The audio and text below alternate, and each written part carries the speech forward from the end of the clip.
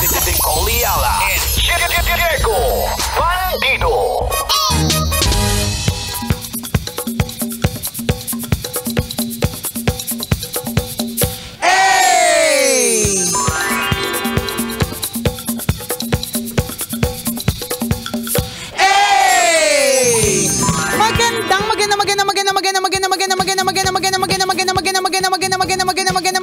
Magandang tanghali. Kumikinang na ulo, Diego Bandido.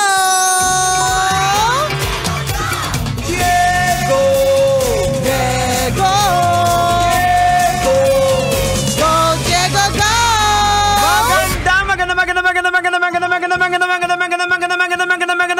Magandang tanghali. Kumikinang ina.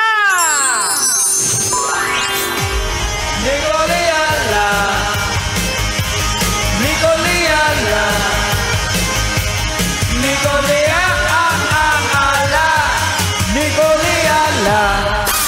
Shoutout sa lahat ng mga kabisya nating magiging bagong mga magulang. Buti pa kami ni Diego, dati na kaming magulang. Dati na po kaming madaya. Oo, magugulang.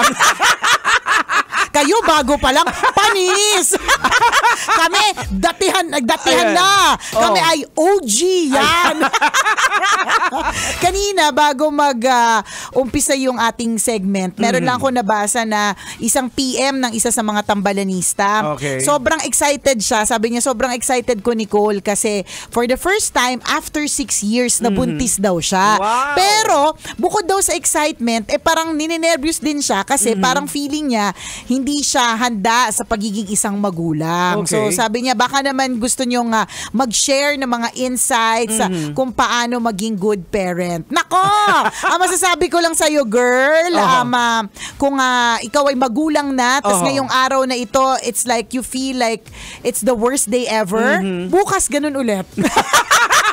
Kasunod na bukas, ganun ulit yun. Oo, parang nagsisimula ka uli sa ano Totoo. sa umpisa. Correct, totoo yan. Sa sinabi ni Diego na nagsisimula ka ulit sa umpisa. Kasi dati, sarili mo lang ang iniisip mo. Ngayon, meron ka ng ibang iisipin. Correct. Yan. Kaya lagi nating itong paalala dun sa lahat ng mga, Diyos ko, gawa ng anak, hindi nag-iisip, hindi nagpa-family planning, o kaya ang iniisip nyo lang ay mga, ang cute kasi ng pa-gender reveal party.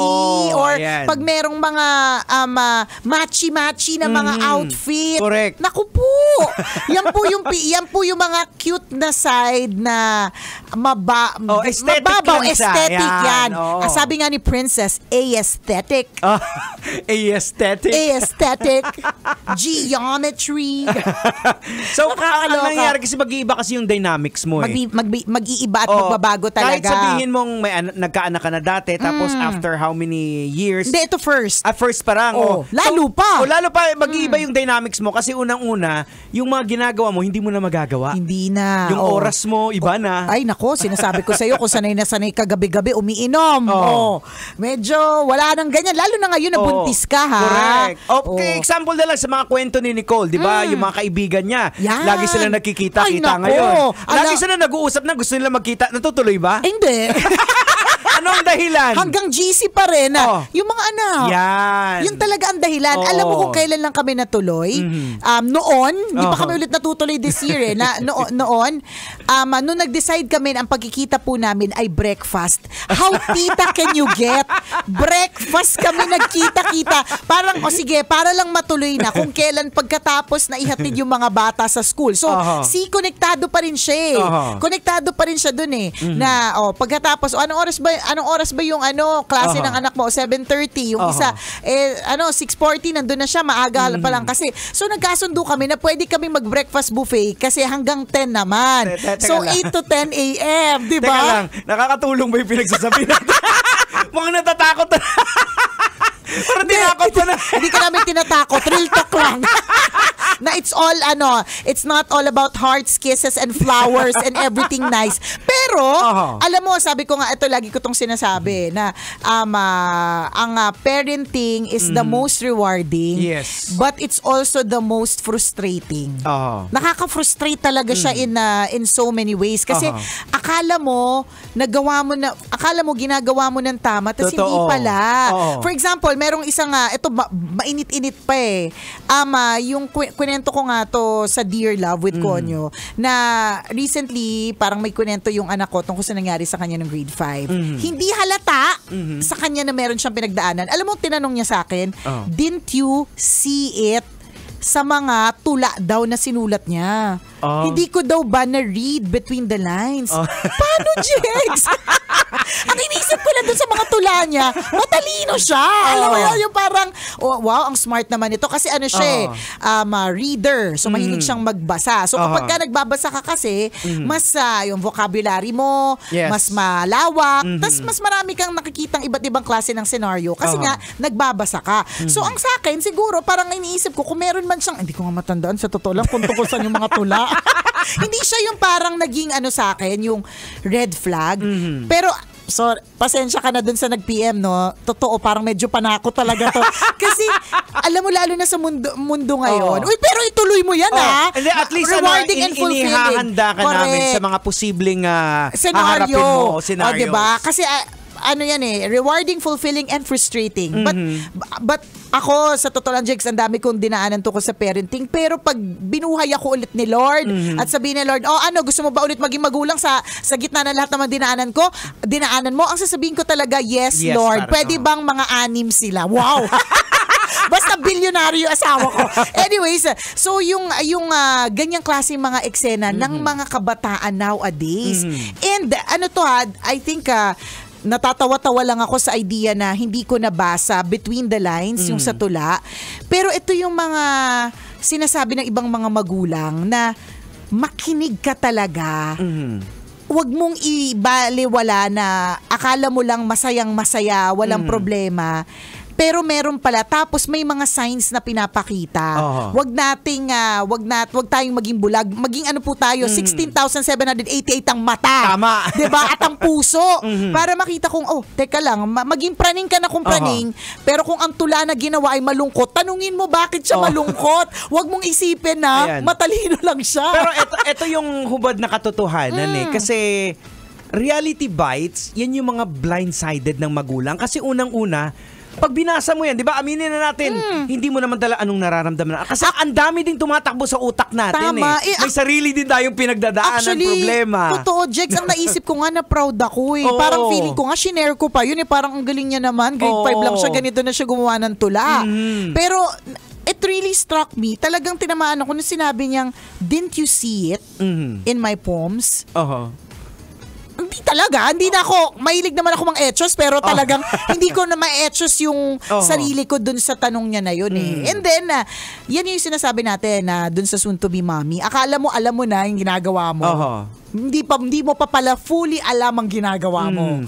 But you will learn as you go along. Yun naman yun. Kaya disappointing din siya maging parent nowadays because kahit gaano mo ka turo dun sa anak. Correct. Pero hindi sila 24 oras na nasa tabi mo makakabantay. Diba? Totoo. May mga namimit sila sa labas, mga classmates. Kung napapanood nila accidentally sa social media, yun yung huhubog sa mga character, behavior din nila eh. Totoo. Kaya mas maganda talaga sa mga nagsisimula pa lang na yung foundation ng bata na merong foundation ka spiritually.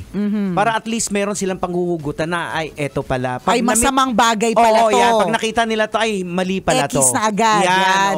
Tsaka yung parang maganda kung ang kanilang basic reaction pag meron silang problema o may pinagdadaanan, it's either to tell their parents or to pray. So yung parang pagka ganyan na natataranta ang unang knee-jerk reaction nila, unang reaction nila ay magdadasal. Ibig sabihin naturuan natin sila ng maayos, 'di ba? Kasi yun yung naiisip nila kagad at hindi naiisip na magwalwal, magwaldas, at magwala. Ako din, sa amin din, yun din ang isa sa mga sabi namin hindi namin nagawa dati nung maliit pa yung anak namin na i-expose. Kasi iba din naman yung galawan nyo dati. Mga illegal. Mga illegal yung galawan. Mga illegal kasing galawan nyo dati. Pero yun nga yung sinasabi naman namin, na as you grow older, 'di ba? You learn as you go along. Totoo. Kaya hindi siya yung parang okay, 6 na yung anak ko, alam ko na lahat. Hindi eh. Pag nagkaroon ka ng pampito o kaya yung pangatlo dun sa 6, meron ka pa palang matututunan, gano'n. Never ending process siya of learning. Kami nga natutuwa kami ngayon kasi parang may baby kami sa bahay, nga, di ba? si Riley. Si Riley. Ang kagandahan dito, meron kasi sa church namin regalo sa kanya nung birthday niya ng Kids Bible. Yung simpleng story lang about creation. Yan. So yun, pinapa-recite na namin sa'yo. Sino naggawa ng world? Si God. Ayan, diba? Sinong unang tao? Ayan, Adam and Eve. Yan. Malalaman mong iba ang foundation. Depende din sa mga ganyang klaseng mga exposure. Yun. So, yun yung mahalaga sa tingin ko na dapat mong maalala na i-expose yung anak mo sa mga tamang tao, tamang environment, 'di ba? Tamang kaya naniniwala ko lalo na kung bata pa yung anak natin na mahalagang kilalanan natin yung mga kaibigan nila. Yes, importante. Kasi totoo talaga yung tell me who your friends are and I'll tell you who you are. Kung durugista yung isa, malaki talaga ang posibilidad, 'di ba? Na mga hindi man durugista yung iba, pusher, 'di ba? So nandun sila sa circle na ganon. Kasi ang katotohanan, iba sila yung karakter nila pagkasama nila tayo sa bahay. Totoo. Pero pag lumabas na sila, iba sila mag-usap-usap. Iba din talaga sila. Tsaka alam mo, nakakatuwa lang din dyan. Kaya nga sabi namin, it's rewarding, fulfilling, funny, pero frustrating at the same time. Kasi yun nga sipin mo, ibang tao ka kapag sabi ko nga sa'yo lagi kong nagiging baby yan sila. Pag yung anak ko, si Prince, ulitin ko lang tong kwento to, favorite ko to kasi recent na nangyari. Kaya niya na mag-swim sa 10 feet. Wow. Nung nakasama ko siya recently, 2 lang kami nagsiswimming. Ako hindi kasi ako magaling mag-swim. So dapat mga 3 feet lang ako or 4. Kasi gusto ko natatapakan ko yung yung tile sa baba So siya, hindi makaswim? Hindi marunong? Ganon, yun yung nakakatawa. Nakakatawa. Sobrang nakadikit sa akin. May tawag kasi siya yung kapag sumasakay siya sa likod ko tapos sa swimming pool, ang tawag niya doon parang magta-taxi, parang taxi ride. Ganon kami, para siyang 4 years old. Samantalang, kaya niya na mag-swim sa 10 feet. Nakakaloka. Nagbabawas sila ng edad nila. Yan. Nagiging baby sila. Kaya nga diba sabi nila, ito pa yung isang dagdag kaalaman na minsan naman ma-frustrate ka kasi bakit yung anak ko pag sa ibang tao parang mature sila pero pag ikaw na nandyan magwawala, magtatantrums. Tapos ang psychological daw na na explanation dyan is that una kapag wala ka kasi sa bahay kunyari for so long, defensive kunyari, ka. Oo, ganyan. So gusto mo kagad na parang magpapansin sa magulang mo or comfortable ka na kaya mong mag-tantrums ng husto, pero alam mong mamahalin ka pa rin. May ganun sila ka. Correct. Kasi comfort zone nila tayo, kaya parang nililet go nila yung guard nila. Correct. Kaya pag nasa labas, iba sila kasi alam nilang hindi nila matatrust yung mga nasa paligid. Pero sa bahay, kaya nilang magdabog, kaya nilang magsumagot, kasi diba? naiintindihan sila ng mga sa paligid. Sa labas, hindi kasi kaya nag-iiba sila. Tama. Kasi kaya ako pag halimbawa, inaalaw ko si Princess kunyari nasa hotel tapos tatawag siya sa reception. Gustong-gusto ko yun. Uutusan ko siya kahit nasa tabi ko yung phone. Kasi naririnig ko siyang magpo at opo na hindi na ginagawa sa loob ng bahay. Tsaka pag sinasabi sa akin ng mga tao, ang bait-bait ni Princess, sabi ko talaga, saang part? Saang part, diba? Kasi nga, nag-iiba sila sa ibang tao. Tapos pag kasama na tayo, para na silang all out because again, they're comfortable with us. Mga ganyang eklavu ang haharapin mo soon to be mother. But at the same time, sobrang fulfilling. At saka nakakatuwa kaya, alam ba, kamukha mo, yung parehas ng nunal mo, tsaka yung galaw mo. Diba sabi ko nga sa'yo, Jegs, naiinis ako minsan sa paraan ni Princess ng pananalita. Tapos na-realize ko, parang familiar yung tono. Ikaw yun eh. Ako pala yun. Ako nga pala talaga yun. Ako pala yung magulang. So, yung mga ganyan na nakaka-amaze na mga bagay, yun naman din yung nagpapa-excite. Tsaka yung feeling na may ginagawa kang tama. Tsaka yung minsan yung isang yakap lang. Oo, totoo. Tapos na yung lahat. Tapos Ayan. na. Wala na. Niyakap Ayan. na ako. Kaya ako personally, tuwan-tuwa ako dahil naranasan ko uli yung pagdating mo sa bahay, yung may batang nag-ano na. Correct. Di ba? Ganun, Oo. yakap sa'yo. Kasi ilang taon na ba yung bebe sa bahay nyo? 4 Ano? ba? 3? Oh, 4. Parang 4 or 3 yan. Ako, ano yan? Kasagsagan niya ng cuteness. Di ba? Napakakulit na experience namin naku, ulit. maghubad nga ako ng sapat. Hindi ako na maghubad. Yan. Ang saya ng Sabi ko, ganon. kailan ko mahuling na experience to? Ay ngayon, ako 17 years old. Kanya-kanya ng buhay Oo. di ba? And ganun talaga. And it's an additional input para dun sa mga soon-to-be mothers o yung mga young parents na namnamin nyo po. Yung ganyan na kayo po ang mundo nila. Tama. Na komportable sila sa piling ninyo. Nasama sila ng sama.